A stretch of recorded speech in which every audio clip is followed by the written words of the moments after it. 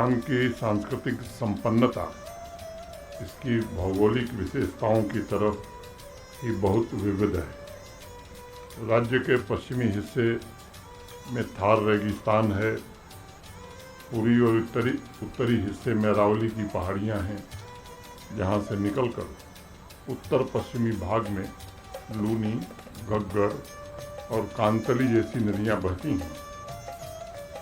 और गर्मी से बचने के लिए दक्षिण पश्चिमी भाग में माउंट आबू जैसा हिल स्टेशन भी है।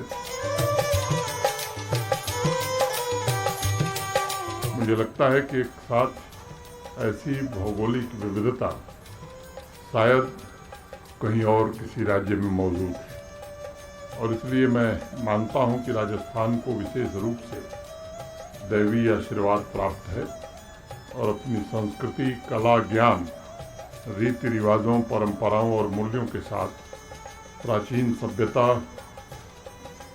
के प्रमुख केंद्रों में से एक राजस्थान भारतवर्ष के चहुमुखी विकास में लंबे समय से अपना योगदान दे रहा है।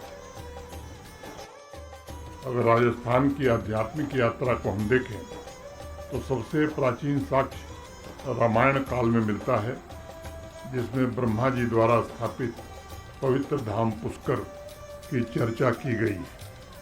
और रामायण के 63वें सर्ग में इसका विवरण भी है। पुष्कर क्षेत्रमागम्य विश्वामित्रम ददर्शः। इसके अलावा पद्म पुराण में भी ब्रह्मा जी के यज्ञ का जिक्र आता है। उसमें इस बात का भी उल्लेख किया गया है कि उस समय अनेक मंदिर वहाँ स्थापित किए गए थे। उसके पश्चात मध्यकाल में राजस्थान की सांस्कृतिक परंपरा फली फूली और प्राकृतिक विरासत के साथ यहाँ की सांस्कृतिक विरासत की चर्चा पूरे विश्व में होने लगी।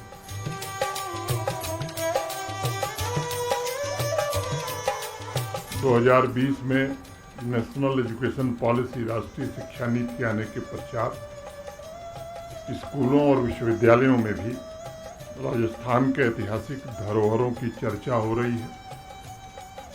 सबसे बड़ी बात ये सामने आई है कि उस मिट्टी के महान व्यक्तित्वों के शौर्य, राष्ट्र प्रेम, साहस और धैर्य के बारे में अब केवल राजस्थान में नहीं, देश के अलग अलग हिस्सों में नई पीढ़ी को बताया जा रहा है।